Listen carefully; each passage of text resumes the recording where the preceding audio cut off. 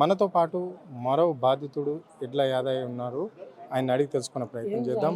ఎన్ని ఎన్ని ఎన్ని ఎకరాల భూమి ఉంది? 9 ఎకరాల భూమి ఉండే సార్. ఉమ్, అయితే 3 ఎకరాలు పట్టా పెట్టినా తీసుకుంటూ బలంగానే ఆ, ఆ, ఓ తాన ఉమ్, ఓ ఎకరా ల్యాండ్ ఉండే, ఉమ్, ఓ తాన 2 ఎకరాల ల్యాండ్. ఉమ్, ఆ ఎకరకు పైసలు వేయలే. ఉమ్, మళ్ళా మన పట్ట భూములు ఇంకా 3 ఎకరాలు ఉంది. ఉమ్, 3 ఎకరాల పట్ట భూములకు వచ్చి మళ్ళా సాఫ్ చేస్తుండు. ఉమ్, నాకు పైసలు రాలే, నేను అమ్మలే. ఉమ్, లేసా తిడితే మాకు తెలియదే వచ్చినాం అంటుర్రు. ఉమ్, దొంగతనంగా చేస్తుర్రు, ఉమ్, మళ్ళా మాకు తెలియదే అంటుర్రు. ఉమ్, ఉమ్, ఇట్లా అన్యాయం చేసి ముంచుతుర్రు. ఉమ్. మరి ఏంది అట్లా ఉంటే మీ ఎమ్మెల్యే స్థానికంగా ఎమ్మెల్యే ఉన్నాడు, కలెక్టర్ ఉన్నాడు. అందరినీ దొంగడు సవారు అవుతుండు. ఆ, అప్పుడు ఓట్లు అప్పుడేమో అన్ని హామీలు ఇచ్చిర్రు. ఆ, మేము భూమిము ఉమ్, రద్దు చేస్తాం, పోని భూములు అదోలికి అసలే రానిహా ఉమ్, అన్నాడు. ఉమ్, మళ్ళీ అదే పాట పాడుతుర్రు. ఉమ్, మా ముంచి పాడేస్తుర్రు జనాలను, ఉమ్. భయభ్రాంతులు చేస్తుర్రు పోలీసు వాళ్ళు పెట్టి. ఆ, ఏమన్నా ఇప్పటిదాకా ఎవరైనా పోలీసులు మిమ్మల్ని అరెస్ట్ చేసుడు కానీ మిమ్మల్ని కొట్టడం కానీ అలాంటివి జరిగినాయా? అలా వాళ్ళని దోలుకొస్తుండ్రు, జనాలు భయపడుతుర్రు. ఆ, అంతే. కొంతమందిని తీసుకుపోయారు, ఆ, మాడుగులకు కొంతమందిని తీసుకుపోయారు, ఆ, కాదుకూరు కొంతమంది తీసుకుపోయారు ఆ, పోలీసు వాళ్ళు. ఆ. మరి ఏంది మరి ఇప్పుడు ఏమనుకుంటున్నారు మీరు? ఇప్పుడు ఆ 4 మండలాల రైతులు భూములు ఇవ్వం సార్. మేము సచ్చినా సరే పానాలు వదులుతాం కానీ ఉండ భూములు ఇవ్వం, ఉన్న భూములు ఇవ్వరు. ఇవ్వం. ఎందుకు? ఏమన్నా మళ్ళీ ఇంకా డబ్బులు ఇస్తారా? భూమి బదిలీ ఇస్తారా? ఇవ్వం. మేము ఆ భూములు పోతే మా పానాలే పోతాయి. ఉమ్, మేము బతుకు తెరివే దాని మీద. ఉమ్, ఓ కోళ్ళ పారం పెట్టుకుని, ఓ తోటలు పెట్టుకోను ఉమ్, బతాం. మేము ఇవ్వమంటే ఇయ్యం, ఉమ్. భూములు అయితే ఇయ్యరు. ఇయ్యం. మరి ఎందుకు ఇట్లా మీ అధికారంలోకి వచ్చిన ఇయ్యని ఇచ్చినవి కూడా భయభ్రాంతులు చేసి తీసుకున్నాయి. ఉమ్. ఇప్పుడు ఉండే భూములు మాత్రం ఇయ్యం, పానాలు పోయినా అంటే సరే. రేవంత్ రెడ్డి ఏమో రైతు రాజ్యం చేస్తా అంటున్నాడు. ఈ రైతుల మీద ఎందుకు పడ్డాడు? ఏ చేస్తలేడు.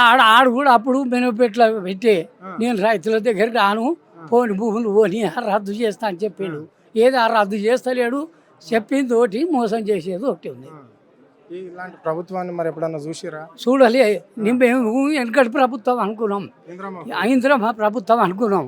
అట్లా అని మోసపోయి గెలిపించినాం ఈ పార్టీని. ఉమ్, జనాలు అంతా అట్లాగే మోసపోయారు. ఉమ్. మరి ఇప్పుడు వస్తున్నాయి ఇక 2 ఏళ్ళలో అయితే ఎలక్షన్స్ ఉంటాయి. అప్పుడు వేయం, ఇక ఉమ్. రానియం. ఇట్లా చేసినాక వానికి ఓటే వేయం.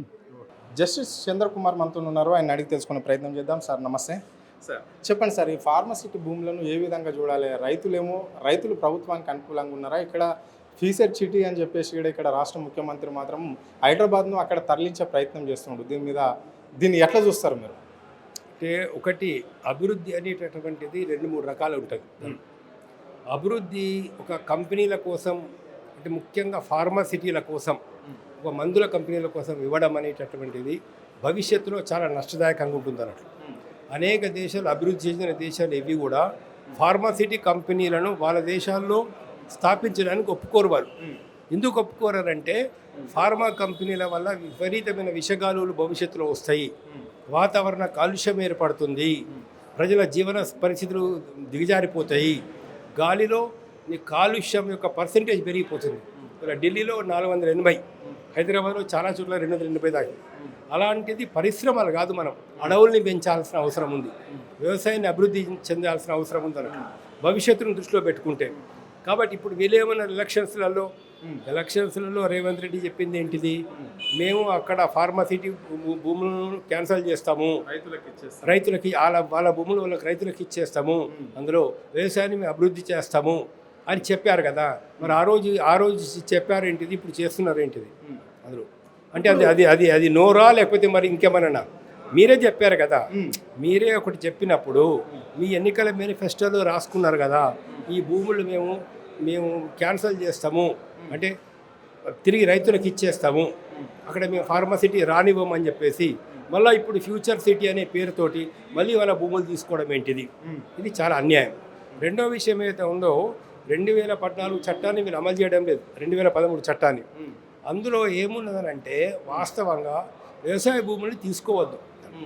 ఇప్పుడు ఎందుకు ఒక కారణం కూడా ఏం చెప్తుందంటే, సపోజ్ ఒక రైతుకు 3 ఎకరాల భూమి ఉంది, మీరు ఎంత ఇస్తారు కాంపెన్సేషను? 15 లక్షలు, 20 లక్షలు, 25 లక్షలు, అంతకంటే ఎక్కువ ఇవ్వరు కదా. మరి 15 లక్షలు, 20 లక్షలు ఇస్తే ఈ డబ్బుతో ఆ రైతు మళ్ళీ ఎక్కడైనా 3 ఎకరాలు కొనుక్కోగలుగుతాడా? ఏమైపోతుంది, ఆ రైతు రోడ్డు మీదకి వస్తాడు, వాళ్ళ కుటుంబం అనేటువంటిది రోడ్డు మీదకి వస్తుంది, వాళ్ళు కూలీలుగా మారిపోతారు పరిస్థితి. కాబట్టి ఈ యొక్క భూసేకరణ విధానమే తప్పు. భూముల్ని పరిశ్రమల కోసము, ఫార్మాసిటీల కోసము, లేదా ఏది ఫారెన్ ఇన్వెస్ట్మెంట్ల కోసం తీసుకోవడం అనేది అది పూర్తిగా ఏదైతే ఉందో వీళ్ళు జేబులు నింపుకోవడం కోసం తప్పించి మరొక దానికోసం కాదు. రైట్ సార్, ఇప్పుడు మీరు అన్నట్లుగానే అక్కడ గత ప్రభుత్వం దాన్ని ఆక్యుపై చేసినప్పటికి కూడా భూమిని, సో ఇప్పుడు ఈ ప్రభుత్వం ఫ్యూచర్ సిటీ అంటున్నది. మరి ఇక్కడ రైతులకు కూడా ఎక్కడన్నా అదే మండలం యాచారం మండలికి సంబంధించి రైతుల డిమాండ్స్ ఏమన్నా ఉన్నాయా? భూమికి భూమి ఇచ్చి ఇంత నష్టపరిహారం ఇస్తే వెళ్ళిపోతాం అన్నట్టుంది. అది చట్టమే చెప్తుంది, వ్యవసాయ భూములు తీసుకోవద్దు, వీలైనంత వరకు భూమికి భూమి ఇవ్వాలని చెప్పేసి. ఇప్పుడు వీరందరికీ ఏదైనా ప్రాజెక్ట్ కింద కానీ ఎక్కడైనా కానీ అదే చోట మిగతా భూములు ఇవ్వాలి. అసలు భూములు ఎందుకు లేవండి? భూములు ఎందుకు లేవు? అసైన్మెంట్ ల్యాండ్సే కాదు, భూదారేఖన బోర్డు భూములే ఇప్పుడు 1,50,000 ఎకరాలు ఉంటాయి తెలంగాణలో. అందులో ఎన్ని భూములు ఇవ్వాలా? భూదారేఖన బోర్డు భూములు పేదలకు ఇచ్చారు, మిగతా ఎన్ని పెద్ద పెద్ద వాళ్ళు ఆక్రమించుకున్నారు, అవి బయటకు తీయండి. దేవాదాయ భూములు ఎన్ని ఆక్రమించుకున్నారు, అవి బయటకు తీయండి. వక్ భూములు ఎన్ని ఆక్రమించుకున్నారు, అవి బయటకు తీయండి. చర్చి భూములు ఎన్ని అన్యాక్రాంతి, అవి బయటకు తీయండి. ఎక్కడెక్కడైతే ప్రభుత్వ భూముల్ని ఆక్రమించుకున్నారో రంగారెడ్డి జిల్లాలో కానీ హైదరాబాద్లో కానీ అవి చెరువు శిఖాలు కావచ్చు, మరొక అవి ఇట్లా బయటకు తీయండి మీరు ఫస్ట్. అది చేత కాదు కానీ పేద రైతుల భూములు తీసుకుందాం అంటున్నారు.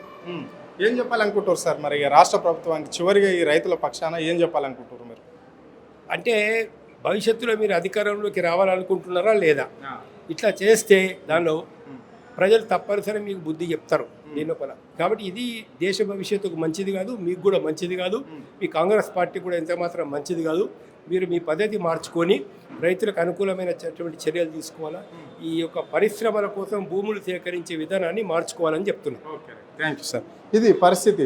అంటే ఇక్కడ కేవలం రైతులను కావాలనే టార్గెట్ చేస్తూ అప్పుడు ఎన్నికల మేనిఫెస్టోలోనేమో రైతుల భూములు రైతులకు ఇస్తాం, ఫార్మసిటీ లేదు అని చెప్పిన ఈ రేవంత్ రెడ్డి ఈరోజు ఆయన సౌలభ్యం కోసం, ఆయన రియల్ ఎస్టేట్ వ్యాపారం కోసం, ఆయన కావాల్సిన వాళ్ళ కోసం మాత్రం ఇక్కడ ఫ్యూచర్ సిటీ అని చెప్పేసి నిర్మాణం చేపడుతున్నామని చెప్పేసి, సంస్థలన్నీ అక్కడ తరలాలి అని చెప్పేసి, ఇండస్ట్రీలన్నీ అక్కడ వెళ్ళాలి అని చెప్పేసి, పెట్టుబడులు అక్కడ రావాలని చెప్పేసి ఒక కొత్త తెర మీదకి తీసుకొచ్చిండు, ఒక కొత్త నాటకాన్ని అని చెప్పేసి ఆయన అన్నాడు. రాబోయే ఎలక్షన్లో మాత్రం రైతులందరూ ఏకమై ఒక చట్టం ఉంటుంది, భూదాన్ చట్టం ప్రకారం రైతులకు ఒక భూమి ఇవ్వాలి, నష్టపరిహారం ఇవ్వాలి. అలాంటిది ఇచ్చిర్రా?